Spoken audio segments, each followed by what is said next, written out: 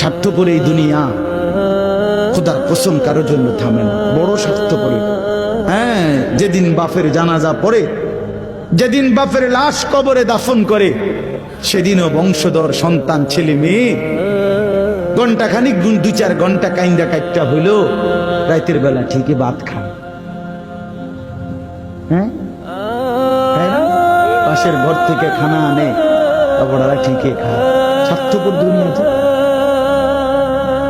থামে না রে ভাই, থামে না দুনিয়া। ওই জন্য আমাদের কারোর জন্য থামবে না। তুমি আমি মরে গেলে শেষ। আবারও বলছি কথা, আমি মরে গেলে এরপরে পৃথিবী যত আধুনিকে হোক না কেন, আমার কি কথা বুঝছেননি? আমি মরার পরে যদি সবার ঘর স্বর্ণের বাড়ি হয়ে যায় তো আমার লাভ হইল কি? আমার মৃত্যুর পরে যদি সব মানুষ আধুনিক হইয়া সাঁদের দেশেও জায়গা, আমার ফায়দা কি? আমি তো না, আমি তো মরে গেলাম। যে কবরে চলে গেল সে কি আর ফিরে আসবে? আল্লাহ আমাদেরকে বুঝ দান করেন।